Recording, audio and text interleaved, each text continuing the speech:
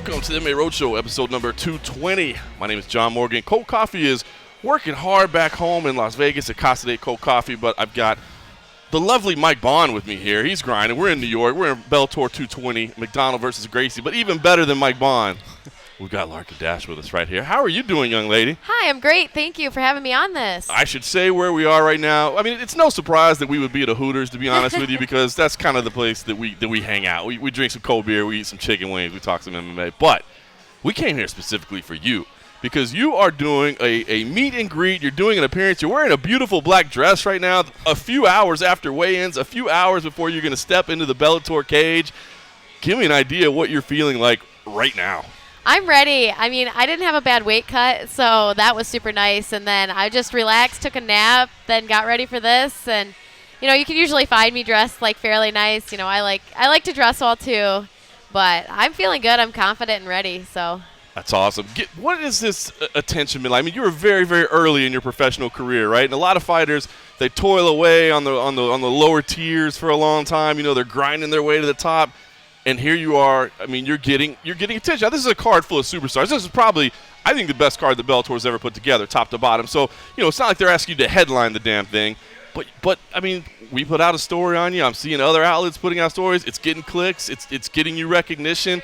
What does it feel like this early in your career to be kind of getting these eyeballs? Yeah, so, I mean, I was waiting for, like, some kind of opportunity just because I've been doing MMA for 5 years now. I had a long amateur career. I was waiting kind of on management to get to go pro. So once I went pro, I didn't expect to be on Bellator like my second fight, but I took a really hard first opponent. So that got me ready for anything, you know. So I was waiting for something like this. I never thought it would be Bellator in Madison Square Garden this early, though. That is crazy. Yeah. So how did the fight come together? I mean, did your management seek this opportunity out? Did Bellator come to your management? How did this come together? So Bellator had reached out to another coach in Michigan, and his fighter that they were looking for had just been injured. She just tore her ACL. So obviously they're not going to take it with that kind of risk going on and potentially worse injuries. So he reached out to my manager and was seeing, you know, like, will Larkyn do it? And, of course, I'm going to do it. You know, I don't care if I'm 10 days out. I'm in shape and ready. So it's just, like, fine-tuning a few skills and getting ready to go. So no question about it. There was not even a discussion. Nope.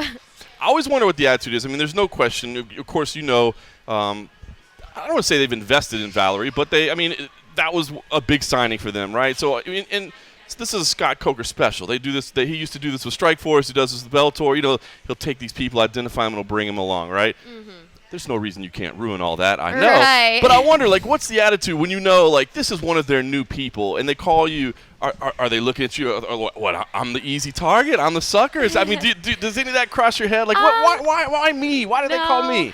You know, it's funny because she has a lot of hype, but that's literally all it is. I mean, I've seen her fights, and, I mean, she hasn't played with the big girls yet, you know? Like, she hasn't gone through war. She hasn't sought out people who are knowingly better than her to see what it's like to literally take the hardest punches you could ever take the hardest jiu-jitsu, the best jiu-jitsu. And she hasn't seen that, and that's a flaw in her training. I'm not sure why that they would do that, to not have her fight people that could and will beat her. I mean, my first fight, you know, was all 3 rounds, all 3 5-minute rounds, which is way different than amateur. She's never seen 15 minutes in the cage straight. Right. She doesn't know what that feels like. So I'm really excited to, you know, if it worst comes to worst, to show her what that means. Yeah. And I mean, I'm glad that she was fine with fighting me, but I have a lot more experience in the ring. So, I mean, she may be decorated or whatever, but that doesn't mean anything to me. You know, I fought decorated people as an amateur too, and it just doesn't mean anything. Not buying into the hype. No, not at all. I dig it. Tell you about I want to ask you it was just a couple hours ago, the energy of the face-off. Because, Mike, I was in the back. I was shooting video and photos. Mike, you were right there, and you noticed something. Yeah, I was curious, you know, her shaking when she got up in your face. What did you see from that? Did you see intensity? Did you see nerves? What was kind of the I don't know. takeaway? I've never faced off against someone and had them being shaking like that. I'm not sure if it was a rough weight cut. Her first professional fight was a rough weight cut, I hear. Mm-hmm. So I don't know if she had another rough weight cut or if it was more of her nervous or her thinking she looked intense, but it made her look nervous. And then her not smiling made her look like she's not ready to fight. She's not relaxed, calm, and like ready to get in there and do what she does best. So. That's what I wondered. It felt a little like nerves, right? Yeah, that's how I felt. I mean, I was like, wow, like, I mean, I'm not shaking, you know? Yeah. I mean, do you bring any, like, it seems like that it gives you a little bit of extra confidence or something, like a mental edge. Do you take that into the cage, or does none of that matter tomorrow night? I mean, since I got to New York, I've gotten progressively less nervous. You know, like, I've seen, like, what she's doing, trying, like, her cutting weight and stuff like that, and it's made me more confident. So. Was she like giving you the evil eye there, or kind of trying to intimidate you a little bit? I mean, I've been trying to keep my distance from her, but I was going to go down and do a little workout, and then she was in the gym cutting weight, so. So you crossed paths. It is what it is, so. I dig it. I want to ask you, the decision to sign the contract in the Hooters uniform, right? That's what got all the attention. That's what everybody talked to. Heck, I think we even talked about it a little bit internally, like, is this disrespectful? You know, our headline, I think, was like, Hooters girl and MMA fighter signs Bellator. I mean, in some ways, I think that you got to almost have, like, a character. I know, like, when people go on The Ultimate Fighter, you're just meeting them. You kind of label them as something. You know what I mean? Yep. That's just kind of the entry. You know, hell, Alina Leigh McFarland started out by beating the soccer mom, right? And now look at her. You know, she's on top of the world. So I wonder, like, you got all this attention. Were you expecting, like, what was the conscious decision to – I mean, was there a conscious decision to be like, well, hell, let's roll with this Hooters girl thing? So my manager, I guess, had this a little bit in his mind that, like, this would be a good idea. We get some hype. But I didn't. You know, like, I just had to sign the contract. So it wasn't a conscious decision on my part. But, I mean, I'm glad it happened just because, I mean, like, the whole Hooters thing does kind of, like, me as a person, you know, like, I'm from a small town. You know, I'm, like, following my dream. I stopped going to college, 1 semester left in my 4-year degree just to, like, follow this MMA thing. So, I mean, the Hooters girl is, like, all American, you know, like, that's how I am, you know, like, I'm not trying to be, like, the most fashion-y person ever. Right. I'm not trying to carry, like, I'm not trying to be a model, you know, like, that's not my person, you know, I'm a fighter, I'm down to earth, and that's kind of what I wanted to portray in myself anyways. I'm not trying to portray that I'm better than anyone, so. Was that a shot at her in the way she carries herself? Yeah. I mean, yeah, it was.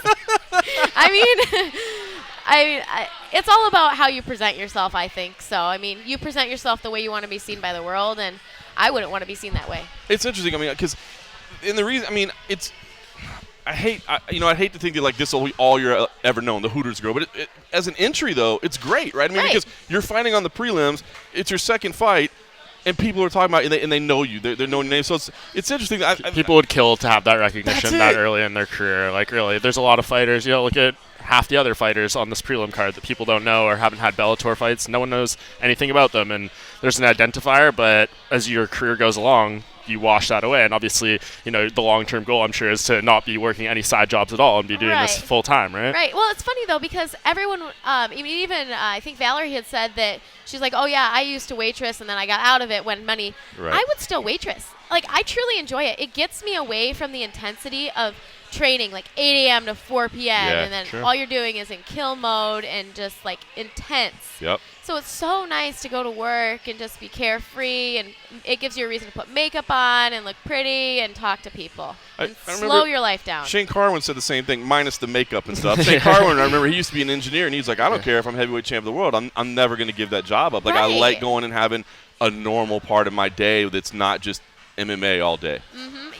What degree were you pursuing that you quit one semester? Business. Yeah. Yep. Wow. So me and my boyfriend actually started a business. So cool. I mean, it did kind of help that I was in business school, but you know, like, I really wanted this dream to go somewhere. So I was like, well, you know, I ended on good terms, so I could always go back and finish that last semester, and I will go back and finish it, but I'm waiting for the right time and like a little bit more normality in my life. So. Everybody had to say you were crazy, right? I mean, that's yeah. What really got you into fighting, though? Like, what was the, you know, passion that kind of grabbed you into? Did you train like anything younger, like a specific martial art, and you just went full bore into MMA? So I was a farm girl. Okay. So I was Where always are you from doing originally? something. Hillsdale, Michigan. Okay. So super small town.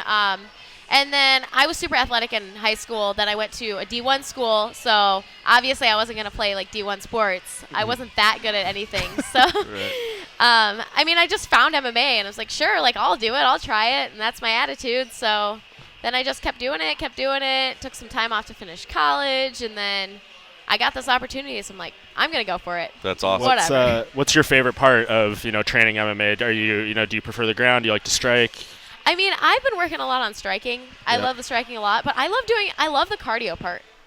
Like, I was a cross-country runner, and I just really, like, enjoy seeing myself be able to, like, have more cardio than my opponent. Right. No matter where I go, no matter who I face, like, I will always out-cardio someone, and I really like that feeling. That can be a big help. And when you see people break, right, and you know that they're feeling it, Yep. that can be pretty incredible. Did you watch Valerie's first fight? Are you somebody that breaks down tape? She's obviously got a very unique style. Yeah. So my coaches watch it in depth. I just saw a little clip of her pro fight, and I trained specifically when I was getting ready for this for her style. Okay. So. I know what to expect. I actually fought a girl that was also on the same kind of path, like very decorated, was extremely good with kicks. As an amateur fighter, I took my first loss as an amateur to her. Right. So whatever, but it was in Joe Louis Arena in Detroit, and it was a cool opportunity. Wow. So I'm hoping that this time, I've developed so much more as a fighter that it won't be an issue. So in some ways, you feel like that maybe prepared you for this one. Yeah, for sure. I mean, she was on the same level as Valerie. Yeah. So awesome. Well, provided everything goes your way, which I feel confident in you. I think it'll get done. What's the goal here? As you said, you've got this attention that people would kill for. This early in their career. Is the goal to?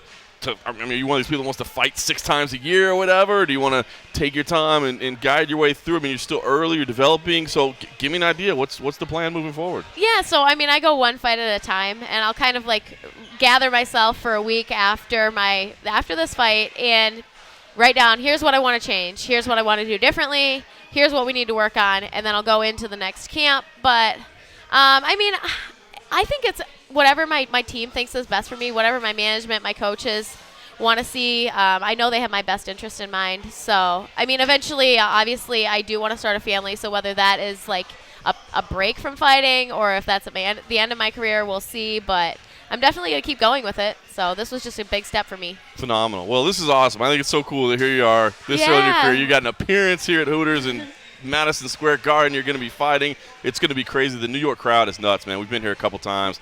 They are awesome. They're rowdy. They're yelling. It sounds like ticket sales are really good. So I got to imagine, are you going to sleep well tonight, or is it going to be tough? Yeah, I mean, I'm not nervous at all. I love being the underdog because you're literally going in there and you're being like, this is what I got. I mean, are you going to match it? So I'm going to sleep great. I just took a nap, so I'm ready for another nap. So I dig. All right, well, listen, we pulled you away for long enough. I appreciate the time you spent. Listen, yeah, thanks so much, guys. You got it. We are here for Bellator 222, MacDonald versus Gracie. Let's do this while we get reset. The young Mike Bohn had a chance to speak with his fellow Canadian, Rory MacDonald, earlier this week, and we'll play that in there for you now and see if you can start getting a little feel into the mind of Rory MacDonald. What's going on? Here's Mike and Rory. All right, well, this is a huge week for Canadian sports. You got yourself defending your title. You got the Raptors in the NBA Finals. Have you been following along with the Raptors? Do you feel any extra pressure to kind of make this a great week for your home country? Not really. I was actually just talking with Danny. I haven't even been watching. I've seen, obviously, like everyone talking about it on social media. So wish them the best of luck.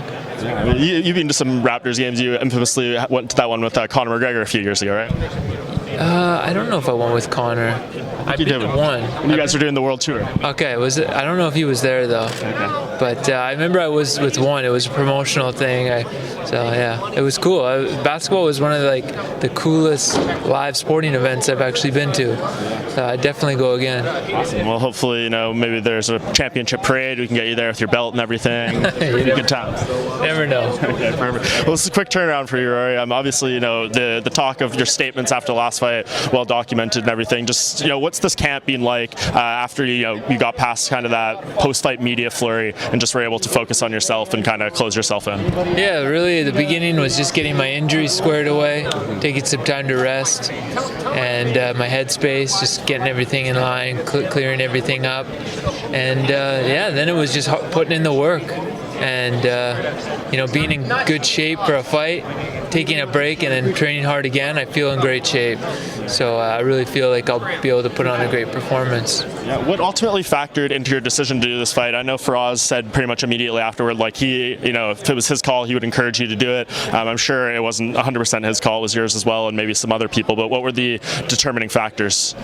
Well, I personally, I wouldn't have minded if the fight, was like later on, maybe in like July or something. Sure. Just because at the time, my elbow and my cut and things, thinking in my head, will I be able to train properly for this, or am I going to be sitting on my butt and have to fight, and with no sparring and no hard training? So that was making me think it should have been maybe fought a little later, because I didn't know how my injuries were going to heal in time, but they did heal fast, thank God, and I was able to train hard. But they basically were like, you got to fight or you're not in the tournament. So I wasn't really willing to do that. So would you have had to give up your belt? Yeah, I think I would have got the boot. So gonna go in there and show that when they put pressure on me, I will I'll come back harder and show that I'm a champion. Yeah, you're the only guy I can remember, basically in MMA history, to have 2 consecutive fights where your next fight was lined up afterwards. It happened after the Mousasi fight, it happened after the last one. It seemed like going into the Mousasi fight, you kind of liked it. You're like, I like knowing what's next, all that stuff. But now it's like I could have wished for a little more time. I don't even know what's after this one too, because I know who's fighting now. Yeah, so it's cool. I mean, it's nice, I guess, to have a bit of a guide, so to speak, where it's like normally you're just waiting around till you get the next name. And it saves people like myself asking you every interview what's next. Yes, right. So we know. Do you know if there's any timeline for that final, when they want it or anything like that, or is it all going to be dependent? Are you going to be like, hey, give me a bit of time after this one? Well, I need time. I'm having a son in the beginning of August, so me and my wife want to have some time for that to, just reorganize this new addition to our family. So we'll need some time with that, and then once we get our ground, we'll be able to train for a fight. So maybe the end of the year-ish, maybe, I don't know, somewhere like that. Yeah, that'd be a well-deserved break for sure. And just with this fight with Neiman, I mean, you are used to fighting, very recognizable names, veterans, people who've been around. This guy has not been around all that long, even though he's 7-0 in Bellator. What do you just make of him as an opponent? What's kind of your scouting report on him at this point? Oh, he's very good. He's fighting for the world title, so I can't overlook him because he's only got 9 fights. Because I was once that guy too, where I was on my way up, and maybe those veterans who are used to fighting other veterans, thinking I'm just gonna squash this young guy, but I don't look at it that way. I'm fighting for the world title, and I plan on putting my A game in there, no matter who I'm up against. So. Yeah, and you mentioned earlier in your career, obviously, that just instantly makes me think back to the fight with Carlos Condit, and you were obviously doing super well. You're on a roll there, but the veteran maybe has some tactics, some things that he's able to utilize. Is there a point in this fight, or things you can do in this fight to maybe show him this is a different level? Everyone talks about there's levels to the sport. Absolutely. I mean, when you have experience, it's key. That was one thing I was missing when I first got into the high level of UFC competition. But now that I have it, it's one of my strengths now that I could use against maybe someone like Neiman who doesn't have that yet. And you've obviously fought some really good grapplers, Damian Maia, John Fitch in your last fight, and you've survived dangerous positions on the ground with them. But obviously Neiman comes from the Gracie background. Is it more important than maybe in those fights to avoid those situations in terms of not even getting them in them, period, as opposed to fighting your way out of them? I'll definitely be fighting similar. I don't want to get the fight to a place where his strengths could take advantage. So I'm always going to be trying to implement my game and shut down all his attacks, to try to work towards his game plan. So I feel like I have the skills to do that too, and the experience and the IQ to be able to coordinate the fight and manage the fight. And you win this tournament, there's, on top of having the belt, another tournament belt that you get, there's that $1 million prize. You mentioned having another child in August. Like, how much does that do for you and, potentially changing your life? Yeah, it's a huge deal for us. I mean, this is my career. This is how I support my family, and this is how we make our money. So, what a blessing it would be. God willing, praying for that to all go through.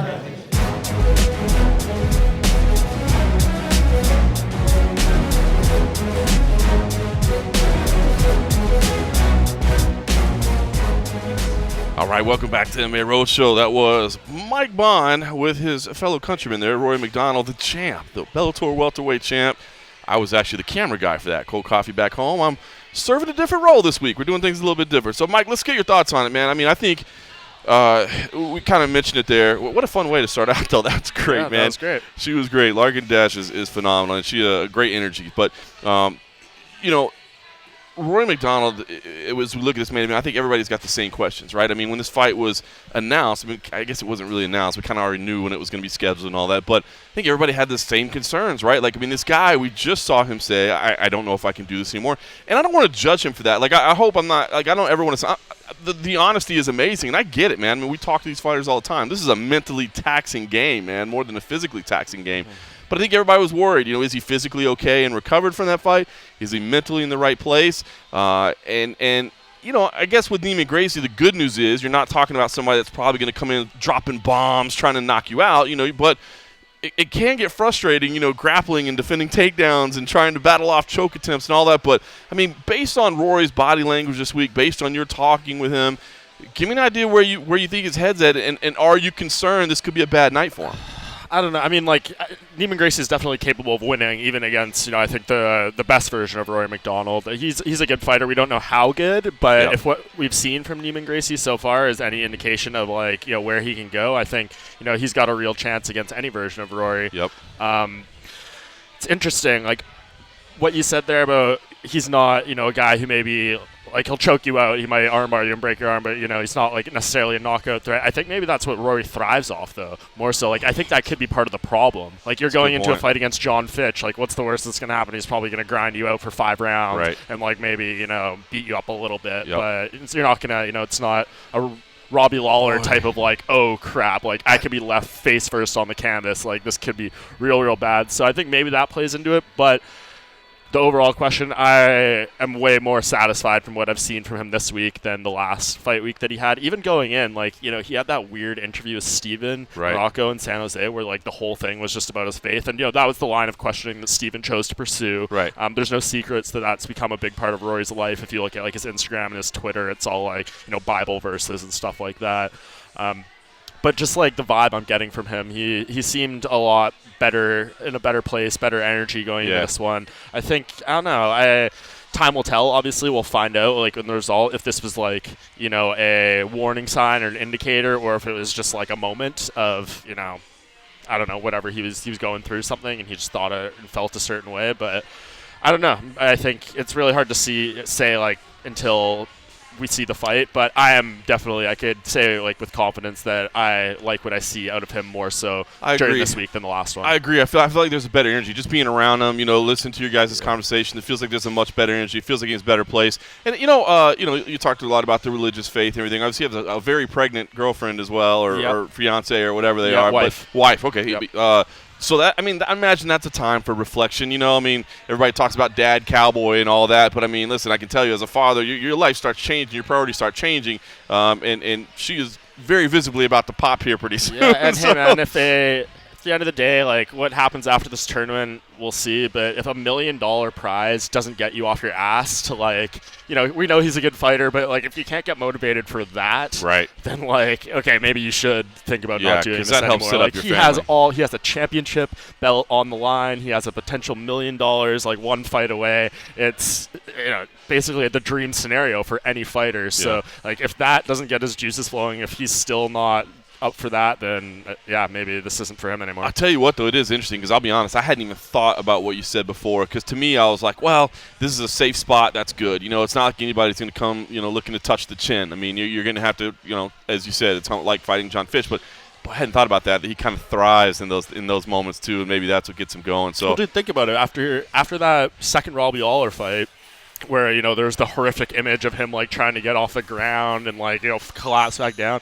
He said in an interview, like his first interview after, that was the best night of his life, and that was the greatest moment. Like he enjoyed that more than anything. And like I think that guy is gone. Like right. It does not seem like that Rory MacDonald exists anymore. He doesn't talk. The serial killer Rory MacDonald. Right. Like when have you heard anyone talk about that recently? Nobody. There's no vibes from that anymore. So it's interesting in that scenario. He's definitely evolved and changed and.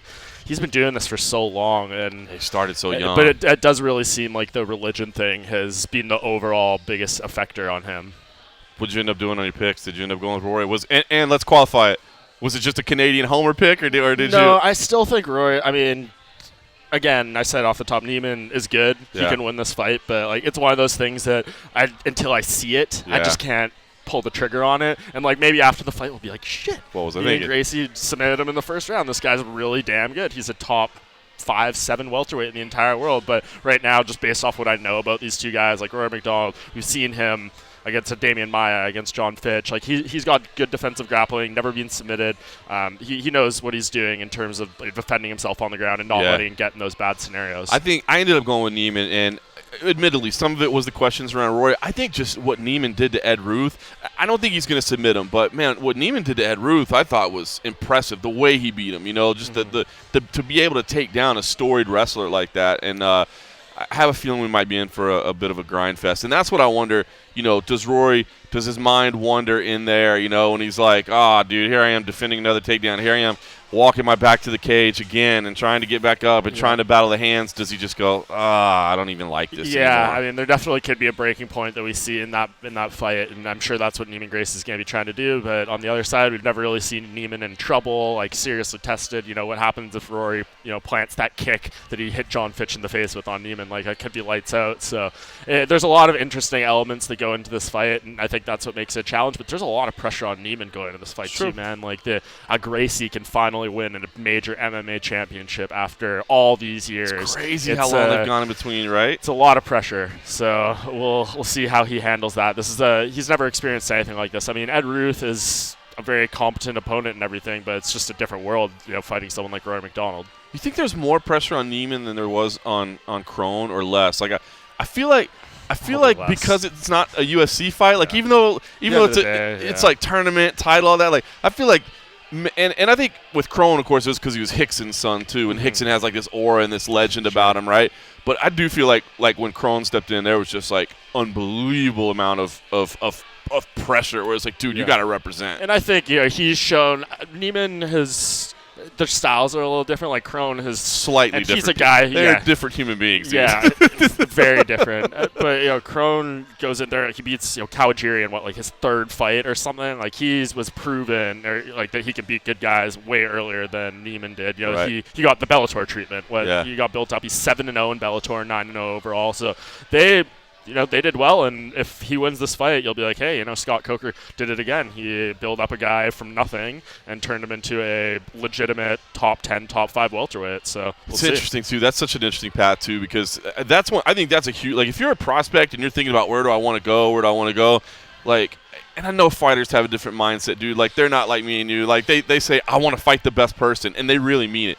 Me, I would be like, I want to fight the easiest person available that I can still get paid. Exactly. What is the path of least resistance? Exactly. And Bellator has that luxury. I mean, it's the Scott Coker model, right? Did it with Strikeforce, done it with Bellator. Yep. Gets criticized sometimes. There's people say like MVP should have been facing better people. AJ McKee should have faced better people by now. But I mean, it's good, I think, to get those reps, especially when they're getting these guys, and they've got to roll the dice on these people early in their careers, because if you wait till a guy is 10 or 12-0. He's going to the UFC. Yeah, you just never know. And, I mean, this, I think, rolls perfectly into the conversation I had with Dillon Danis at Media Day as well. Like, I more or less talked about this, and I was thinking it in the back of my head, but he brought it up on his own. He's like, look at Aaron Pico.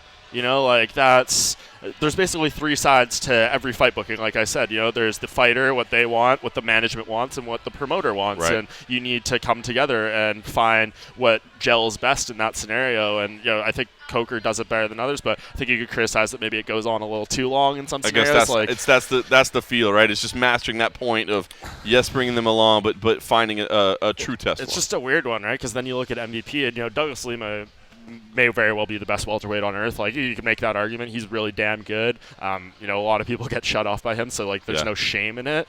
But you could. Was he MVP ready after all that time? Would he be less ready 3 fights ago if they did it? Would he be more ready? You just don't know. But at some point, there's a proper scenario. I think, especially if you're starting someone 0-0 or something like that, you give them a handful of fights. But at some point they need to make the jump, and at some point people get sick of seeing them being a setup matchup or whatever that feels that way. Yeah, no question. All right, let's get to we will get to Dillon Danis in a moment, but let's do this. You had a good interview with Chael Sonnen as well. Chael Sonnen fighting Lyoto Machida, a couple MMA legends there. Let's play that interview so everybody can hear that, and then we'll talk about some of the things that were said. And unlike the interview that I put out on video, I left in the very first part where he told you some funny stuff. Oh no! And this is Chael and Mike. All right, here when you are, Mike. I must tell you, I have really bad breath. There's nothing I can do. It's okay. I can hardly be around myself. I just don't want you to leave here and go, hey man, that guy's good. I got it. Work with it. It's all right, I forgive you. All right. Mike Bohn here at Bellator 222 Media Day, standing next to Chael Sonnen, who co-headlines this card against Lyoto Machida, your 15th career fight against a former world champion of a major organization. Headlines? What kind of an expression is that? What does that mean? The co-main event. Excuse me, the main event. Rory is the encore. I am the main event. I like that one. I haven't heard that one from you before. Yes, no, I'm being real with you. Rory MacDonald is the encore. He should call himself the encore. You were originally at the top of the bill. Look at him, sitting in the middle. The king sits on the end. Huh? Look at this. This was my seat. I got up from it to do this interview because you asked me to, and you dressed so nicely for it, I thought I should do it your way. True story. You were originally the encore, and then they put you in the main event. What happened there? Yes. You just used my... It's pretty good, Mike, I must tell you. Okay, listen, here's what happened. They are fighting for the World Championship. In fairness, the World Championship goes last. That's just the fair way to do it. Unless you're Horiguchi and Caldwell, then you go first. Are they opening the show? I've actually always wondered where they've been. I assumed it was me and Machida, then who you just said, versus Caldwell. What's his Horiguchi. Nobody knows for sure, but that somebody is taking on Caldwell, and then the encore. And then I thought, no, those guys fine. And then it's been a little bit of a mess. Eventually, they will call my name, and I'll make that walk. Yeah, that's all that matters. That's all that matters. And as I tried to say, 15th former world champion of a major organization you're fighting. Just talk about fighting that level of high-level competition over and over and over and over. That's what you want? I know that, right? Yeah. Well, I must tell you, I'll fight any of them. No, I wouldn't mind an easy fight or a middle fight. Anybody that wanted to fight me, I will go fight. And I had guys in my career. Jeremy Horn comes to mind. But they gave me opportunities when they didn't have to. Gave me opportunities when I was begging for it, and they were up here and I was down here. And I appreciate those guys, and I will hand that back anytime. And if I can't defend myself and they can get over on me, then good for them. That's the business. But as far as taking on Machida or taking on champions, I mean, yeah, that's the way it seems to go. I've had a hard schedule, no way about it. If you look at my resume, it's been a tough one. Yeah, absolutely. And where does Machida fit in, do you think, in terms of the most difficult opponents? Yeah, so I'd have to tell you that after this fight, but looking at it going in from, say, an intimidation factor, he's right up there. Just because he's so weird. I don't have anybody in Portland that does what he does. We don't hold his stand. We don't do karate. I mean, I thought, in my mind, we settled this debate of wrestlers versus karate guys in 1993. That's what I thought happened, but somehow he stuck around, and that's a credit to him. That's not meant as an insult, but somehow he's found a way to make a sport that sucks effective, in truth. How has his style evolved, do you think? Because it seemed like there was a point there, end of his title reign, a few losses after. Maybe he was getting figured out a little bit, then he dropped to middleweight, got some new success there. What version is he now? Is he someone that you fully kind of know what to expect, or is it still a lot of mystery there? I think I know what to expect a lot more than some of the guys that had to fight him early on, just because there's more footage. I don't totally know how to deal with it. I mean, it is unique. I'll only get one crack at this thing. I worked really hard. I trained really hard. But as far as preparing with somebody that does what he does, that just simply didn't happen for me.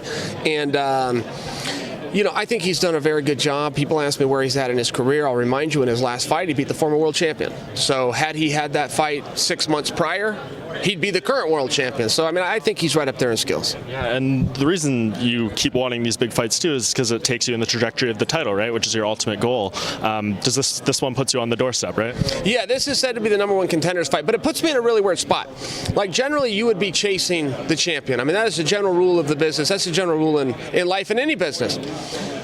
Ryan Bader sucks. Ryan Bader can't draw. People don't know who Ryan Bader is. So Ryan Bader, as the champion, has to beg me to come in and fight. The rules are totally reversed. He's got to beg me to be the number one contender. I don't like Ryan Bader. I've got a history with Ryan Bader. I want to be champion. I don't know if I want to do Ryan Bader that favor.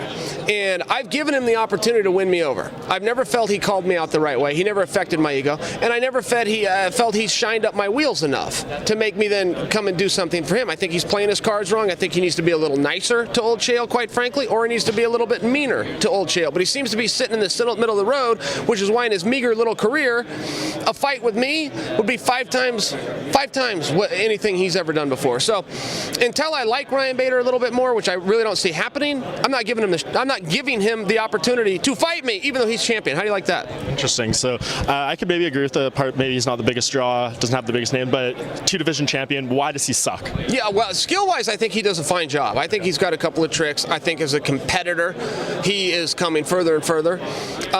I also acknowledge his heavyweight championship. I was in that tournament. One of the deals going into the tournament was whoever walks out of this, there's no politics here. It's a straight line bracket. So I will give him his due on that. But look, he's got to do his part. If he wants to get on a docket with me, he has to do his part. And just being the champion and bringing that to the table, that's a lot. Because I want that championship. That's a lot. But he's not in the driver's seat. And he's going to have to do something to get my interest. And you mentioned the championship, and I read that really great piece you did on ESPN.com, and you were reiterating the goal. You're going to keep going until you accomplish that goal and make that promise to your father. Is that a lot of pressure to put on yourself? That seems like something, a lot of weight that you're putting on yourself there to accomplish that goal. Yeah, man. It's I don't really know how that came out, and at this point I almost regret it. I wish I would have kept that a personal motivation for myself, but yeah, it is a lot of pressure. Yeah. And if if it didn't work out for you, would that really hurt you at the end of the day, or can you feel content with doing what you've done? Oh, no.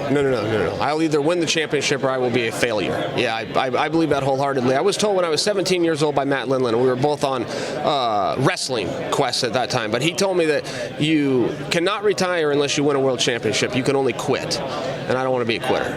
Interesting. And we've seen, speaking of retirement, seeing a lot of notable fighters walk away recently. King Mo, Alexander Gustafsson, list goes on and on. Why is this just a weird? Is this just a weird coincidence kind of thing? Timing lineup. That hurt for me. That hurt for me to see King Mo walk away. I had no idea. I talked to Mo all the time. He never even alluded to that. Plus, I think he's fighting very well. Quite frankly, I don't love his strategy at all times, but as far as his skills go, I watch King Mo, and I'm so impressed with him. I just think he's such a good fighter, good ambassador for the sport, great guy to be around. But privately, his body was hurting. He was having some injuries. He was having to then go into fights injured. He wasn't being able to train the way he wanted to. He retired. But yeah, that was sad for me. And last thing, we were talking to Gus too. Quite frankly, Gus too. I didn't see the Gus one coming. I don't have the personal relationship with Gus that I do with Mo, but I'm a big fan. And I was watching. I thought he looked great. I thought Gus looked absolutely great. He got pinned down in one bad position. It was the same position that John Jones put him in. I thought, well, Gus, let's just work on that position. The rest of your ski looked great. I disagree with him. I don't think it's time for him to retire.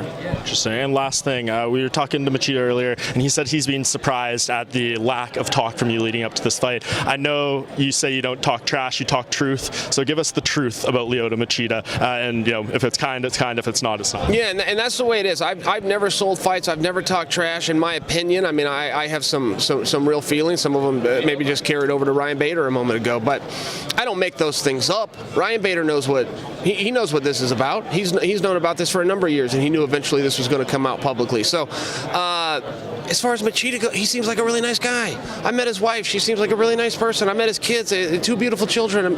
He just seems like a great dude. How do you beat him?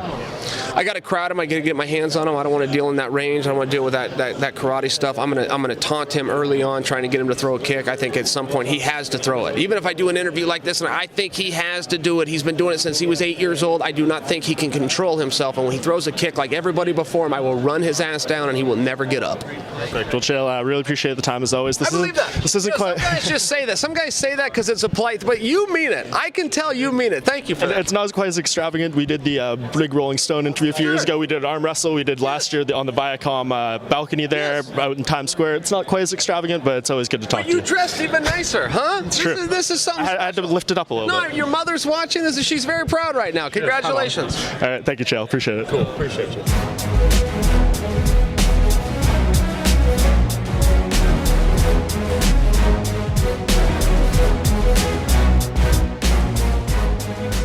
All right, that was Mike Bohn and a very bad-breathed Chael Sonnen. He was able to share that with the young Mike Bohn as they got started, which I thought I didn't smell anything. So, so I was wondering if he was actually just kind of maybe he was just having a little fun. maybe I don't know. It's It's always hard to tell with Chael. Like, how would you ever know? So good. All right, but listen. All right, but we'll talk about the matchup itself. But man, Chael. Of course, Chael is always going to give you some lines. I love the fact that he's the main event. And the other one's the encore. Brilliant. I love that. And he's always going to have a little fun. But, man, I the line that he said, I mean, it really did stick with me. Where he's like, unless you're a champion, you can't retire. You just quit. And it's funny because you can tell, or at least the way I said, it wasn't just some cliche line to him. No. Like, I think he really honestly believes that. And of course, this story's been told many times over, the promise that he made to his father that he would do it. And so, I mean, I know that means something to interesting. him. He said he regrets saying that in public. That's what I thought was incredible because, as you correctly pointed out, man, that puts a lot of pressure on you that you got to get this done. I don't know. I just that moment of reflection there for Chael, I thought was pretty interesting. Yeah, no, he's a fascinating guy, and it's a ton of pressure to put on yourself. I mean, I couldn't imagine. That's like, I don't even know how to compare that to. That's like, telling your kid or something, be like, I promise I'm going to win this fight or something. Then you come home and you lose. Yeah, and what it's happened? like, yeah, it's a lot to deal with, and it's like an unnecessary pressure in some ways. But again, he's going to say what he's going to say. He has this relationship with his dad, but yeah, maybe that's something you internalize a little more. But credit to him for saying it, because it puts a ton more pressure. And I don't think anyone is going to be like, if Chael Sonnen never wins a major championship and he retires from MMA, no one's going to be like talking about the career and be like, Chael Sonnen had these, he was a great talker, he had the amazing rivalry with Anderson Silva, etc. The list goes on, but he broke that promise to his late father. Like, no one's going to be saying that. They're going to be like, they're going to talk about positives, but yeah. I mean, but he will always be, the guy that was good but didn't win the big one, right? Sure. I mean, and I'm not taking a shot at him. I'm just saying that would be his reputation, right? But I mean, to it's me, kind of BS too, because he did win the big one in WEC against Paul Phil, but he never got the belt, which is crap. That's true. That is so crap. true. Like, he should have a notable title. And he was on him. promised that they were gonna send it to him, Yeah, right? but even if they did, like, Still not in his mind, it's not legitimate. He didn't get that wrapped around his waist in the center of the cage by whomever. It's like obviously a different feel. He doesn't have the photos of him, actually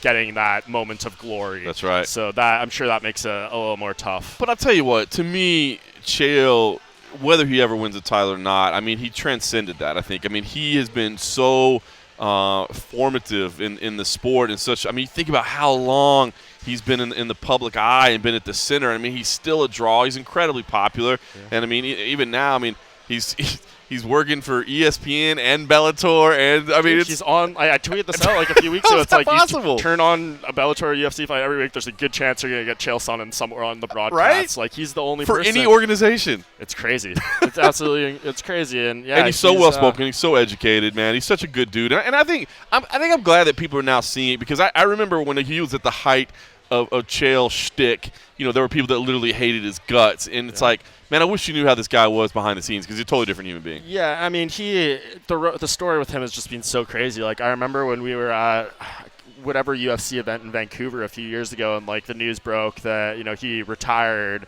on UFC Tonight or whatever, and like we wrote the story in the newspaper and like this big thing about him talking about his family and like doing all this and this, and then we basically find out like a few days later that the whole thing was BS, and that like he basically played everyone for a fool. Right. And I still have that newspaper article like at home in my folder. Yeah, like I try to keep all the ones I do in print, but like I just flip through sometimes and I see that. I was like, wow, like that was a dark time for him, but like look where he's come back. Like that guy's ability to go through stuff and rebound and build himself up Teflon is Don, right? Just remarkable. nothing and sticks. Like, I'm sure we'll get into the actual fight itself, but we're talking about the title stuff. Like I would like to see him get that opportunity, and I'm getting more and more captivated by this potential Ryan Bader fight because it seems like he knows something about Bader from their past experience that we don't. But I think Bader's kind of at his peak right now, and Chael, he's 42, so. You never know, but I would like to see that fight. Not saying I hope he wins or anything. He's definitely laying the groundwork for it, right? And it does make sense. I mean, I think Coker came out and said that Bader's going to fight Congo next at heavyweight, but then maybe go to light heavyweight. I mean, it's just so tough for Chael, though, because it's like, look at the guys he's had to run into for the title, like Anderson Silva twice, John Jones, and now like Ryan Bader, who, say what you will, maybe earlier in his career, not the flashy guy, but he's a pound-for-pound fighter right now. He's got 2 belts. Strong, he's done powerful incredible, dude. Yeah, he's done incredible stuff. So, like, he's just running into matchups that are, really, really tough for him. So we'll see if he can ever accomplish that goal. All right, let's talk about this matchup that he's got right now. Lyoto Machida, obviously a veteran of the game as well. He's getting up there in age also. I wonder, I know he doesn't ever do like crazy open workouts, but were you kind of surprised at like how non-movement there was? I don't know. It just the open workout that we had outdoors that here. Whole open workout was kind of just meh with everyone. Yeah, and he normally does cool like the one in Hawaii was dope. It was, and here cool. he did, and maybe because it was like on a beach and stuff, and it made it. That was sexier. really cool, yeah. Versus just the corner of a New York street. Granted, we're outside of Madison Square Garden, but there's like smelling a hot dog stand and garbage. Sorry, New York. It's just the truth. It's true. Your city smells like garbage. I lived here for 6 months. Like I loved it at the time, but every time I come back, it's like this place smells like garbage. Sorry. All right, but carrying on. Sure. No, but I don't know. I don't know if I'm reading too much into it. His open workout was very just blah. There wasn't much to it. And I didn't see much out of it, so it kind of worries me. He's been in good spirits. I've talked to him a couple times. Think it may be an injury or something? Oh yeah, like it just that's what it scares me a little bit. I don't know. I just didn't know if you observed it and thought the same thing at the workout. I was kind of working and stuff, so like I was doing some stuff on the side, so I didn't get a real good look. I kind of just saw them doing their thing, and I was like, okay, this kind of just looks like a normal Machida thing, but I didn't see the earlier part. But yeah, I mean, it's a possibility, and if he is hurt, it'll probably make it a more competitive fight. But no disrespect to Chael, but this is literally like Lyoto Machida. This is the style of matchup that he's ate this kind of dude alive his entire career. Yep. Like this is tailor-made Machida type fight that he's destroyed these guys over and over and over and over throughout his career. I mean, it plays into it, right? Because like he's going to be a counter striker. He needs you to come at him, right? And what does Chael have to do to win? I mean, Chael can't stay on the outside and try to kickbox with him. And just enough though, in that Chael interview we just played, Chael has said, go back through like almost any pre-fight interview. What's going to happen in this fight? He says every time. Game plan's always the same. The bell's going to ring. I'm going to go across the cage, try to put him on his back and beat a hole in him and not let him up till like blah, blah, blah. Yep. But he said this time, he's like, I'm going to go out there. I'm going to dance with him a little bit. At some point, he's going to throw a kick, and I'm going to catch that and put him on his back. He's not getting back up. Yep. It's a little bit of a different take. I don't know if that's just because, he was trying to be a little more open with me or whatever, but like he went off script, his usual script on that one, what he says. So that's interesting. Maybe he has a slightly different approach, and I think you need to. Like Machida, you can't just, I mean, I guess you could just go out there and try to do that, but that's probably a bad idea. Like, he'll probably clip you. How many times have we seen guys walk right into Machida's punches? Ryan Bader. Over and over. Did you take Machida in the picks? I actually picked Chael, Did I believe. You? Yeah. I don't know if that was like more of a homer pick, but we'll see. I think I did. I honestly can't remember at this point. I'm pretty sure I picked Chael. I picked Lyoto, but it's funny. So I think you picked Chael and you're waffling. I picked Lyoto and I'm waffling now. Yeah, I mean, at this point, the staff picks, I'm just middleman. I've been a middle. I won the first year ever, I think, in 2014, and I've just been hovering in the center like ever since. I don't know what it is. That's funny. You got hot at one point. I've never won. Damn it! I'm always in like third or fourth, right around there, up towards the top. Mine is always want to pick the prelims. I feel like I'm so much better at picking the prelims because like.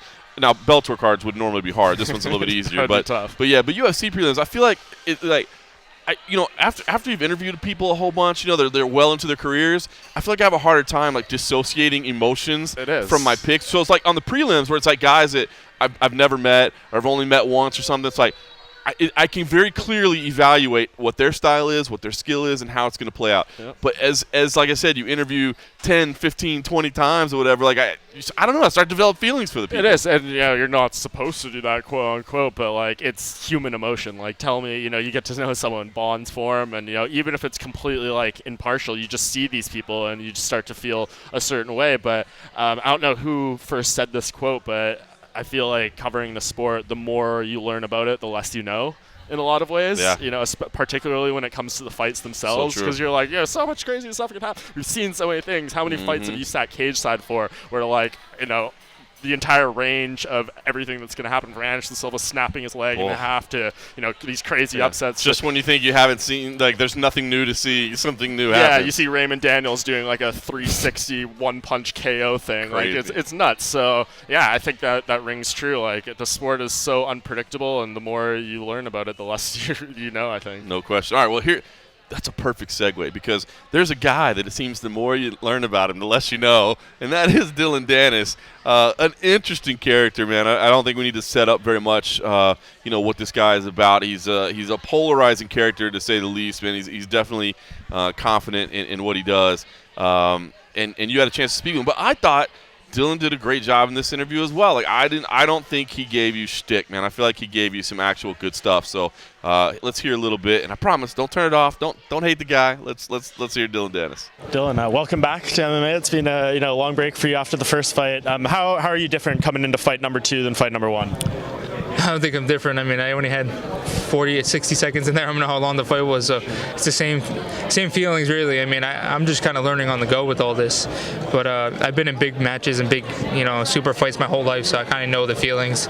But I mean, like, let's be honest, like, this is only my second fight. Most of these guys have 16, 17 fights, so just getting used to it and just going on the fly, kind of rolling with the punches. Yeah, but I'd imagine you'd say you're better everywhere, right? After all this time off and continuing to train. Yeah, man. I mean, I'm always training. I'm always training hard, so it doesn't really matter. Like, there is no opponent, It's all about me in there.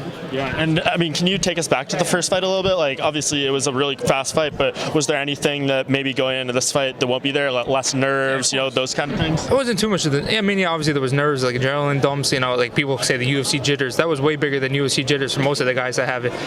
That was 1-0 going into a main card with, 0-0 going into a main card with probably all the MMA community watching, all the MMA fighters watching. Every guy tweeted after that. So that was way bigger than UFC jitters, and I went in there and dominated. So I feel like I'm gonna take that experience with me for the rest of my career, and like that just keeps building up until one day I'm gonna have to fight for that belt, and I'm gonna be like, I'm fucking seeing everything. Yeah, what's it like? You mentioned the belt. I assume you're gonna be a welterweight. I know this is a catchweight fight, but you see the champion right here. All these guys. What's the emotions when you are in proximity to that title you want right there? I just see food, like, you know what I mean? I see like what I want. I don't know, man. It's weird for me. Like, I believe I could. Like, I knew I could beat these guys like 5 years ago. Like, I've been training with guys. I don't know, man. I just know what I'm destined for, and that's the thing. When people are like, "Oh, can you deal with this hate and this and that?" I'm like, man, I know what I'm gonna do. I know this and that. So like, fuck what everybody thinks, really. Man, I'm a different level than everybody. I feel like there's no one that can even compare to me in like my mind in the game. So everything will show. Yeah. So how do you take things going forward? Because obviously, there's 3 different sides to this. There's Bellator, what they want to do with you. I'm sure your management sees things a certain way, and you see things a certain way. How do you strike a balance of what makes sense for your career path? I always felt like, because I've seen people's careers, I've seen guys that start off and they go too fast, this, that, So I feel like there's always listening to the people that you care about and the people that have been with you since day one, and people that have been with you through the hard times, and just listening. I feel like the people that care about you will give you the best advice, and like obviously I weigh up what I want to do, weigh up what my coach wants to do, and all that, and we just go from there. I feel like having a good team around you is very important, because you've seen guys without good teams, and you see 1-2 fights are gone, or you don't hear about them anymore. Like even with Pico, like I feel like with Pico, like I think this is a tough fight to come back from a knockout. How old is he? 23 now? 23 and getting knocked out and dropped in his first fight. It's not good for your brain. He has 10, 15 years of fighting ahead of him. You shouldn't be getting caught and put to sleep like that and then keep fighting. I mean that's not, he's not me. I don't know him. I have nothing against him. I'm just saying, like, you got to be smart with MMA. MMA is not wrestling. MMA is not jiu-jitsu. It's a different animal. So, you got to take care of everybody. You got to be smart, and you got to be tuned into everything, you know. Yeah, and your next move, Max Humphrey, 3-2 guy. Just what's the scouting report on him? How is he gonna be part of this path and help you build? What does he challenge you with in any way? I think he challenges me with experience. He has almost 16 fights between amateur and pro, like all together. So like, I guess experience. I think everybody I fight has more experience than me. I mean, everybody likes to talk like I'm fucking 15-0 or 30-0 because my popularity and stuff. But I'm only 1-0. So I think maybe experience is the only thing he really has. But experience is not going to be enough. Well, I think you could argue you show the confidence of a fighter who's 15-0. Exactly. So that's it. So maybe I do it to myself then. Is the goal to be more active this year? Obviously, the break wasn't 100% your call. You wanted to get back in there sooner, but 7 months for getting jumped or whatever. I mean, whatever. Yeah, of course I want to keep fighting, doing jiu-jitsu, everything. I'm staying active. I'm young. I'm 100%, and I just want to keep going. I mean, take everybody out. Why not? It's hard though with Bellator because most of the fighters don't really have the recognition or that I have, and it's like I have to build them up and stuff, and it's just like it's a lot of work. Like I fight guys that like even if it was this guy or anybody else, like who's in Bellator that's even comes close to the kind of popularity I have. Everything I say is headlines in MMA and stuff like that. So I just want these guys to kind of keep it working and building up, and I'll kind of do my own thing, and then they'll come back and like maybe I'll see like maybe I'll fight this guy or not, and we'll see. Yeah. Do you feel like you're the cornerstone of this card, despite there being 2 title fights and Chael and Machida on there? I'm the fight before the co-main event. You got Aaron Pico on the undercard. You got all these guys before me. The title fight is under me. So I mean, it's that way for a reason. I mean, it was called spade a spade. So like, I don't know. Yeah, well, credit to you. There was 2 other champions and Chael Sonnen on this platform next to you, and you're the last one up here doing interviews still. Yeah, exactly. The whole formally late. Had to get the alpha right. That's what it was. It was taking a little bit. So yeah, I mean, I think what I like about Bellator, man. I don't know. In a sense, they kind of know what they have with me, and I appreciate that. So it's a good relationship with them.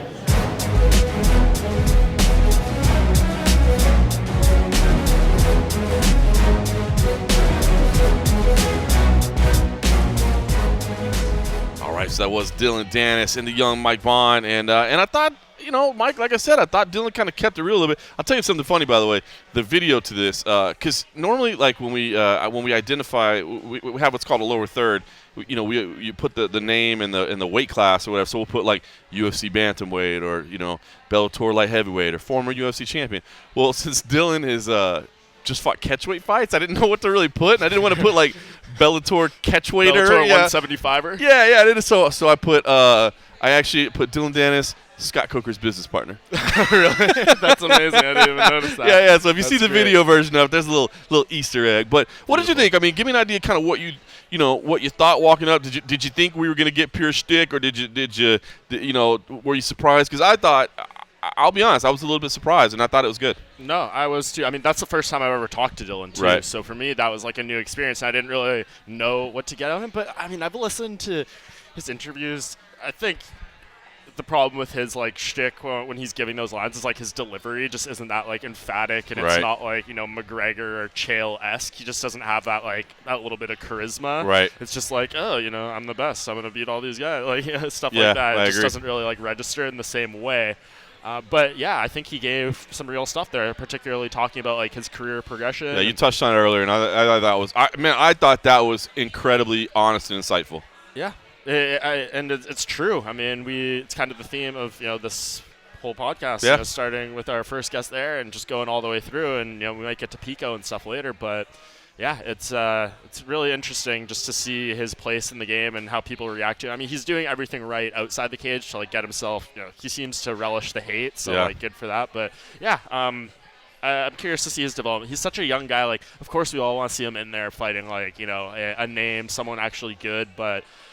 Right now, we're in that okay phase where these fights are going to be good for maybe another year if he's able to stay active. Like unfortunately, he lost basically a year of his MMA career there due to the whole 229 fiasco. But yeah, I think get him to 3, 4, 5-0, and then I think you need to move him, especially if he's going to continue talking like this. Like you can only go so far in doing that. He had a great moment, and I hate to say that I missed it, man. It sucked because I was busy setting up the camera, but some people might have seen an image of him with 2 belts. I tweeted that out, and he retweeted. Oh, did you tweet it out? Okay, got so like you 400 retweets or something like phenomenal. that. And all it was, I mean, and good kudos to him for paying attention. I don't know. Did he do it? So you saw the whole thing develop? Did he do it? So What happened was he was up on a stage. There were 4 people on the stage. It was Rory, Dillon, Darian Caldwell, Rory, and then Chael. Yep. The 2 champs were in the middle, so they had both belts on a table so that the both fighters have next to them.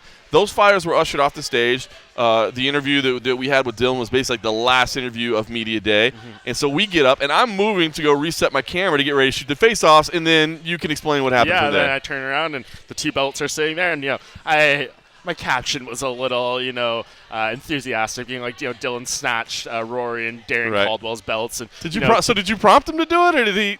No, I just turned around and he just did. I mean, I think I was almost trying to get him to do it during the interview when I was like, Rory was over there. I was going to be like, you should grab that belt or something. But ultimately he didn't do it. But yeah, he just picked him up and he picked the first one up. And at first he just put that one on and he was like, and he just grabbed the other one. And, these, if we're pulling back the curtain a little bit, these are prop belts. Like, they're actual belts, but like, this isn't, Rory MacDonald didn't bring this from Montreal. Darren Caldwell, like, they have just belts they use for Media Day and stuff like that, just to make it easier on the fighters and all that stuff. But Horiguchi's belt was real that he brought for that stand-down. That was the damn Ryzen belt. Make sure you go check out the face-offs. You see the photos or the video. This Risen belt it's better than he is. It's bigger than he is. It's crazy.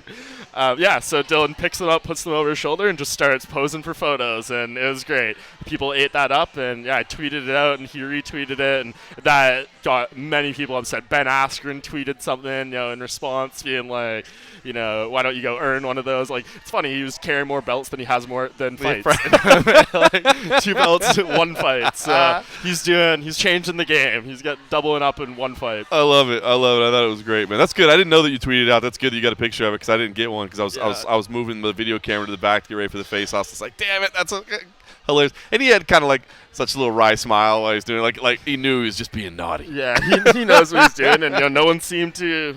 It's not like Rory or anyone else came over. If Rory wins, I'd be curious to know, ask him that question post-fight and see what he thinks. Yeah. But yeah, definitely a smart move by him. He was the talk of, a lot of people yesterday for doing that, and that's ultimately all you can ask for and all you can try for. That's it. Listen, a couple fights that I think are I don't want to say being overlooked. I mean, it's hard to give equal love to 6 fights on a main card. But Ricky Banderas versus Patrick Mix looks like it should be good, and Juan Archuleta versus Eduardo Dantas looks like it should be a really good fight as well. These don't have championship implications, although Juan Archuleta did say that he's been promised a title shot at 135 Coker with it. Didn't necessarily seem to agree with that one, but Juan Archuleta told you that he got a new contract, and it's written into his contract that he gets a title shot with a win here. Yeah. And then we asked Coker, I guess I need to review the language of that one. He certainly doesn't remember that clause. Which, I mean, it makes sense. Usually you don't have that stuff written into a contract, but that's a big fight for Juan. I mean, this guy's been killing it for a long time. Side note, I tweeted it as well. We saw TJ Dillashaw out here. First time seeing TJ Dillashaw in like a public space in the MMA world since his USADA suspension. He seemed to be in good spirits. That was interesting. Yeah, he did look smaller to me. I will say that. Yeah. But that's Juan's been killing it. That bantamweight situation is going to be pretty fuzzy though, no matter who wins this fight, because not to segue too much off, but I want to get to and that's what I'm saying. I mean, these are good fights, but I mean, it's weird card placement. But Darren Caldwell versus Kyoji Horiguchi is a phenomenal fight, and I get it. They want to open with a bang, I guess. They probably want to make sure they don't have 5 back-to-back 5-rounders. Time, and it's available on DAZN in Japan. Good point there as well. To kind of do that. That works as well. Yeah, but I'm excited for this fight, man. I really am. And it is. I mean, I'm excited for the fight because I think it's a phenomenal matchup. You know what I mean? Like, it's just a great fight. We just saw one great bantamweight fight last week. Now we're going to see another. I mean, it's a great fight, but I'm loving the whole concept too, man. I mean, I understand why the UFC does their business the way they do, and I don't blame them one bit for like, hey, we're not going to cross promote. I get it. Totally understand it, totally respect it, totally support it. But these other organizations, that can't build a roster the size of the UFC's, I love the fact that they're coming together because now we get treated to fights like this, and I love this fight as the matchup of the fighters. But to me, just the fact that we have these 2 organizations working together is awesome. Yeah, it's great. And just to address the UFC thing really quickly, I mean, I think I could envision at some point a scenario where they do something with another organization, but I think Dana even said it like as recently as this past week. I don't know if it was pre-fight or post-fight during like his media sessions, but someone addressed this in some sort of context, and he basically said he's like, there's just no one outside the UFC that like captivates me. He's like, I think it was talking about Ben Askren in some sense. He's like, if there's a guy out there that I want, like I'll get him, and we'll make something happen. Like whether it's a trade or they couldn't even co-promote with Fedor, but that was a whole ridiculous other thing. But like, if there's a guy out there that the fans are like, this fight absolutely has to, every single Dana White press conference, they're like, we want to see this fight, blah blah blah. Like, I think they would make it happen. Dana, for better or worse, he always says, I would make the fights that the fans want to see. And more often than not throughout history, I think he's delivered on that. So yeah, I think it's just the scenario of getting it right and having a person that just works for them. And right now, that doesn't work for them, but for these two organizations, it makes all the sense in the world, and I love it. And I think Coker said the other day too. Scott Coker talked to us, then Saki Kabara talked to us as well. But I think they both kind of mentioned like the big thing is you got to trust that other person. You know what I mean? Because normally it's a two-way trade. It's not just one event. I mean, if somebody gets the benefit of your fighters, you need to get the benefit of theirs later on. So it's got to be a two-way trade. And of course, we saw that not happen back in the day with Pride and the UFC. Yeah, Vanderlei Silva coming over. I want to fuck Chuck. It's so ridiculous.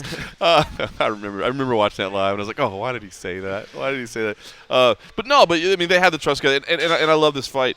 And I am really intrigued. And I'll tell you, it's fun because I've started doing commentary in Vegas for FFC Final Fight Championship, and they use a ring. And it's just been so long since I've watched MMA in a ring like that up close and in person. It's way nicer to watch, though. The sight lines are great. It's phenomenal. But you realize how much it changes, especially the wrestling portions of a fight. You know what I mean? Not being able to wall walk, not being able to trap a guy, against the cage because he's got some give. He's got some move. Grabbing at your legs and pushing you back into the ring and stuff. It's insane. It changes it. So, and that's why I'm really intrigued by this because I think Horiguchi is phenomenal, man. And of course, he won the first fight in Japan to claim that belt that's bigger than he is. But the first fight there were some scenarios that played out up against that cage or up against the ring that I think would have been different if they were in this cage. Yeah, I agree. I'm not totally like I kind of asked some of the key players involved in that the difference between the ring and the cage, but I think Horiguchi is extremely comfortable in a cage. I mean, obviously he had his UFC run there. He said it himself. Like, I've been to ATT. I was there a few months ago. They don't have a ring. Yeah, they have a ring. They have a pretty much a normal size. And even if you're not in a cage, like you're up against like a padded wall, which is essentially a cage. Yeah, exactly. So he's really used to that environment. It's very comfortable. The octagon is definitely like they have an octagon ATT. The circular cage. Never, that maybe would be an interesting story to do at some point, the octagon versus the actual circular cage, like how they differ in terms of trying to cut angles and stuff. But, yeah, I don't think, like, at the end of this fight, whoever wins, we're going to be like, oh, well, the cage was the difference maker, or Gucci didn't know what he was doing. Like, I think that's not going to play into it too much. But, yeah, Horiguchi is absolutely amazing. Like, he is so talented that I don't think that stuff really factors in. These two guys are freak athletes, man. Both of them, freak athletes, man. Both their workouts were fun. Both of them had a good time, and just their speed and to me, honestly, I think this is the best fight on the card. Yeah, I mean, in terms of, I think just overall like importance, and because right now that bantamweight division is crazy. Like that number one spot is up for grabs in a lot of way. Like obviously Henry Cejudo made his statement, but he's beat one guy in the division. Like TJ too, say what you will about that whole thing. But like, yeah, I think Horiguchi's put together a nice resume. Caldwell's put together. Like you could come out here and say this guy is the number one bantamweight in the world, the winner of this fight, and I don't think there's like a super strong argument against it. So that's great. That's amazing for Rizin. That's amazing for Bellator.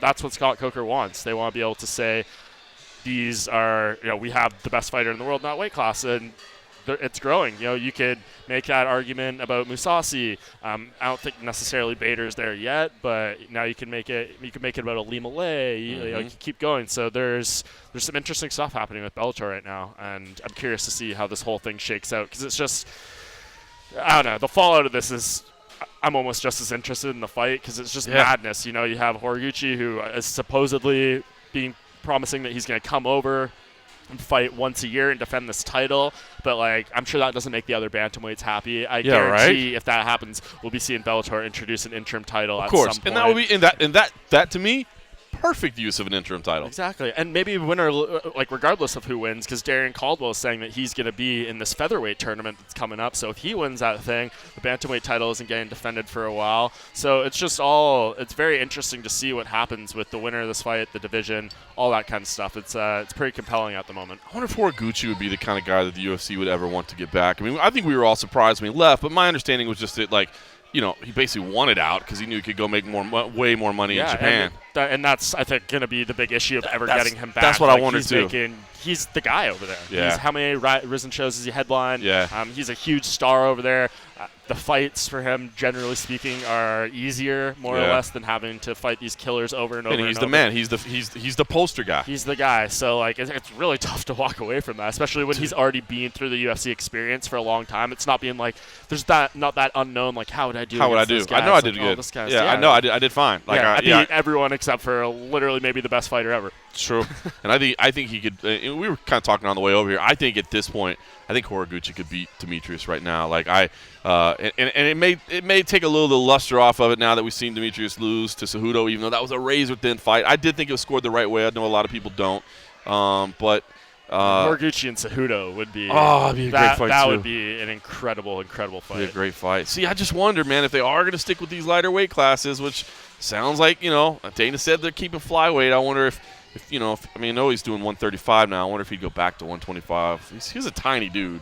He's not small. He's muscular. The size difference was ridiculous between it's him and massive. Caldwell. It's crazy. I'm pumped up for this fight. To me, that's the quality fight right there. And you're getting it right off the bat, so it's going to be a fun start to that main card for sure. There's some good, and I kind of like how it's spread out. I mean, the back-to-back title fights is pretty exhausting in a lot of ways. I agree, especially if it does they go both 5 rounds, and then you have a Chael, Sonnen, and Machida fight in there that could easily go all 3 rounds. Yeah, the end of that night could be a bit of a slog if they had it, you know, proper, more or less, bout order. But I kind of, and this is the kind of shit Bellator can get away with. Exactly. If the UFC did this, they would be dragged over hot coals. Like, imagine if last week, you know, Valentina and Jessica I opened the main card, kicked off the main card. Like that'd be cool, but it would just like it would be. I mean, dude, if that was a Bellator card, you probably would have kicked off with Valentina, right? And then you probably no pun intended. Oh. And then you probably would have had the other title fight as the co-main and do Ferguson and Cowboy as the main, right? That would have been the Bellator bout order. You easily could, and that would be. I wouldn't be complaining about it. I mean, No, I at the end of the day, either. like these people who freak out about bout orders and stuff, like the only thing that kind of I don't like about, you know, these stat cards is there's these fights you want to see as 5-rounders. Right, like, right. I was left with that feeling. Obviously not with the Ferguson fight, but with a lot of other Well, fights. it would. I think had it gone another 5 minutes. I mean, I don't know. I felt like the momentum was building one way, Yeah. but I think we all kind of were worried going into that fight. Like, what if we have a 3-round war and we're like the Aljamain fight with Munoz, the Caitlin Chukagian, all the Calderwood fight. Like, I would have liked to see all those fights 5 rounds. But yeah. They do what they do, and it's nothing that I freak out too much about. Everyone's like, you know, Chukagian and Calderwood are opening the card, like, you know, blah, blah, blah. I'm just like, at the end of the day, I'm watching all the fights anyways, Exactly. so like, it doesn't really matter to me too much. And if you're Bellator, you got to do things different. You can't just be a UFC clone. You know what I mean? You can't. You got to mix it up. You got to make it interesting, and I think they're doing a pretty nice job right now. All right, speaking of card placement, let's get to the prelims real quick. I do want to ask about this one because I have a lot of questions about this. Aaron Pico versus Adam Boric. Okay, first of all, I have a question about just the fight itself because Adam Boric ain't no joke, man. He's a beast, dude. No joke. He this is not 12-0, I think. Yes, this is not a setup comeback fight for Aaron Pico. You know what I mean? And Aaron Pico, as Dillon Danis said earlier, I mean, the career that he's had, I mean, good for him wanting to fight the best and going in against these beasts from day one, but he's still such a young guy. He's had a couple of knockouts. So the matchmaking itself is a little weird to me. I mean, it's not weird to me in the fact that I think these are 2 very talented young guys, so it's cool. But I feel like Pico's in that kind of almost like rebuilding spot, and he's not getting a rebuilding fight. And it's on the prelims, too. This was, you know, what was the ESPN article, the best prospect in the history of MMA? You know, I mean, now it's like, now you're on the prelims, and it feels like, I feel like, and maybe I'm making too much of it, man, because I know this is a young kid, and he's got all the athleticism and talent in the world, and who knows, man, he could fight another 20 years. but I feel like this is like a crossroads fight for Aaron Pico.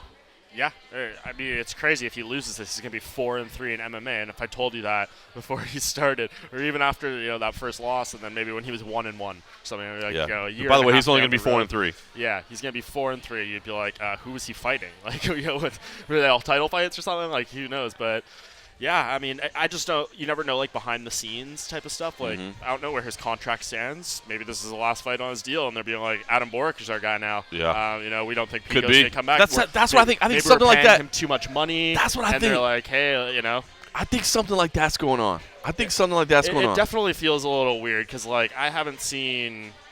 And we ran out of time at Media Day. We didn't get the chance to talk to him, unfortunately. It's well, there just were the way it goes 21 when you fighters bring in there. 21 fighters, yeah. You can't get to everyone. It's impossible.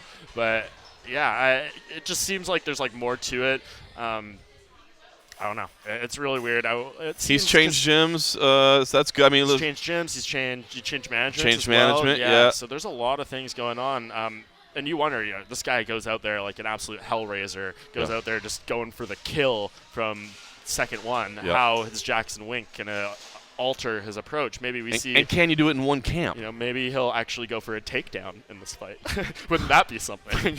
He has wrestling credentials. I was going to say, right? I wasn't sure. It is funny, right? I mean, guy was going to go to the Olympics for wrestling, and he never wrestles. And I mean, he's got some amazing fights. Boxer too. Sure, like, he got some good stuff going on, but yeah, it's weird. Like, honestly, the best thing, it might not be the most exciting thing, and it's on the prelims, so whatever, but the best thing for him might be to, like, win a grind-you-out 15-minute decision just for his development. Like, how much cage time does this guy even have at this point? Yeah, like, not that much. Under, like, 10 minutes or something? Not like, that much. Get this guy a little more experience. Like, I don't know. It's so weird just to see this whole thing, because we know and again, it's the theme of this podcast, I feel like, bringing these fighters along. Like, he was the one that he didn't want to take the MVP route, the Neiman Gracie route, like any of these people. He's like, fight one, give me someone legit, and they did, and he lost. And then fight two, it was like a little more down, but it was a guy with a winning record and stuff like that. And then he took the big jump up again, he lost, and it's just I guess a learning. I don't even know if it's a learning lesson because I don't know if it's done right or wrong. If he had won these fights, this guy would be on the top of the world. He might be fighting. If he had won that last one, for all we know, he'll be fighting the champion sometime soon. That's but crazy. I think for him, this one is probably, assuming he still has a future with Bellator. Yeah. He needs to win this if he wants to on that tournament. I agree, man. I think this is that featherweight tournament, because that's that's big that's moment. what all these fights are about at this point at featherweight. Yep. It's a big moment, man. It really is. I do feel like it's crazy to say that about a kid so young. Would you think he wins, or? I don't know, dude. I like Adam Boric a lot, man. I think he's got talent, and he's got size. Yep. I think Aaron Pico might lose. He's got some nasty power on him too. I can't remember what fight he got. A nice flying knee knockout, I think, in one of his Bellator fights. So like he ain't no joke. No. And I think for Pico, man, just wrestle this dude. I just want to see it, and maybe I just want to see you try. Please go for a takedown. Dude, maybe pass his like George Gurgel back in the day, where you're like, please use your jiu-jitsu. Just, do something. Please use at your least George jiu-jitsu. Gurgel could be like, oh well, I got the fight of the night bonus. Anyways, I ain't getting that shit in Bellator. So what's the point? Should say, by the way, that we don't know exactly where that fight is taking place in the prelims, because I will say this about Bellator: there's a lot of things about what they do that I love. Oh my God, they change the bout order every press release that comes out, it's in a different order. Yeah, exactly. Everything that comes out, like the bouts move around, so you never even know what's happening. Heather Hardy's back to action. Boy, what a talking about interesting conversations. What a kind of revelation that she had with you, saying that she got death threats after her last fight. I mean, listen, I think we all are aware at this point that people are ridiculous online, and you expect them to be inappropriate with women because that's just the kind of dogs that are out there, but not inappropriate like that. Right. The hell? I know. It's, and I'm sure all the people who subscribe and listen to this wonderful podcast are just the cream of the crop when it comes to MMA fans. Roadshow fans would never do that. All the best, but, the fans in the sport can be very dark at times, and they do not treat people with the respect they deserve. And I posted the clip of that on the MMA Junkie Instagram, and I commented on it from my personal account, just being like, I hope none of you folks out in Junkie Nation were the ones who treated her this way, because it's just a fight. Sure, that went over well. Sometimes it sucks. It got like a few hundred likes, but there's some people being like, show me these death threats. Like, I bet she's making it up. And I'm like, okay, there's nothing you can't win in the sport no matter what you do. Yeah. You can be Anderson Silva and win 16 fights in a row and be like the greatest thing ever. But I don't understand people that feel the need to reach out and comment to these people. You know what I mean? Like, and this is what, and boy, we saw that clip last week with Jessica Eye, right? And the thrill and the agony where she's breaking down in tears, you know what I mean? And she's apologizing, and man, I do think that's so. I mean, that's what we see on a weekly basis. You know what I mean? And when we say the highest of highs, the lowest of lows, I mean, this sport is the lowest of lows. You get knocked out in front of everybody. You feel like a failure. You know what I mean? It's awful. And then for somebody to pounce on it on top of that, let's say they weren't death threats. Let's say they were just insults. Now, I'm not saying that they weren't. She wouldn't make that up. But even if it wasn't death threats, even if it was just talking trash, like, why do people feel the need to reach out and kick somebody when they're down? Yeah, and it sucks now, too, because it's changed her mentality about her approach to the sport. Like, this is a game where you will get, chewed up and spit out just as quickly as you were pushed up to the top. And someone like Heather Hardy, she's, 36 or 37. Yeah. She's not going to beat Aleem away and be the champion or anything like that. But, she's a martial artist. She's competed in combat sports forever. Like, oh, my God, how dare she go out there and, try to take someone down and, try to, fight the sport she's competing in. Like, oh, my God. And I know in that Anna Jewelton fight, she was funny. She two boxers, we expect them to go out there and she said she had fun. She said it was my bad jiu-jitsu against her bad jiu-jitsu. Yeah, I thought it was kind of fun. It's just that's how you get better. Yeah. That fight is – maybe it taught her the wrong lesson or the reaction to it taught her the wrong lesson, but, that's just – and, I mean, fans in every sport get bad. You know? And it feels like and maybe that's because they don't have to, face it in a lot of ways, but it seems like there's way less remorse about fan reaction. I was at the Raptors game when Kevin Durant went down and tore his Achilles, and there was the whole big thing about the fans cheering. My opinion on that, they turned the ball over at the same time. I think it was a little bit of this, a little bit of that. Yeah. There was definitely some people, being like, oh, my God, our chances of winning the championship. I don't think anyone was like, Kevin Durant's injured. Yes. He sucks. I hate him. But right away, as he was leaving the court, you saw the remorse. You saw everyone start chanting, KD, KD. Oh, wow, that's cool. It turned around on the flip of the dime as soon as people that doesn't get covered quite as often as the first fight. Of course, the negative story is way, way sexier in that sense. But, you just don't really see that in MMA. There's no – people just say what they've. It's terrible. I tell you what. One other not really a revelation, but it's just a way of saying it that I'd never heard before from Heather that was dead on. And she said, once one ticket is sold to a sporting event, it's no longer sports; it's now a business. And I was like, boy, that is so damn true. This, especially in the fight game, right? This is not just about wins and losses, man. Obviously, it's entertainment as well. And I don't know. I'd never heard it verbalized that way, and I was like, dude, you're right about that. I don't know if I hate necessarily. I think in MMA, I think that applies more than other things, but then that's the difference between I'm watching the NBA Finals preview going on right behind us, but in other sports, you win, and that's all that matters. But you can get to that. But at the same time, I would counter that it's still a business because the rules are tailored. Look at the way the quarterbacks are protected in the NFL, or the way fouls are called in the NBA to keep fan interest, right? So I think it still applies. Maybe not as directly, because you're right. You could be in basketball, you could have 5 boring players that are immobile but run some kind of amazing zone defense. You know what I mean? You don't have to be the run and gun. Games. It's not exciting, right? But they're winning games. But they can win titles. Exactly. Yeah. And that's the whole, I think, the debate in MMA that's going to go on till the sport exists, the entertainment versus sport debate and what it all means. Yeah. And there's some people, fighters, they're just gonna be win is all that matters. The Curtis Blades or something like that. Right. In the UFC, I asked them straight up, be oh, the fans are booing. He's let them keep booing. But next thing you know, you're Elias Theodoro.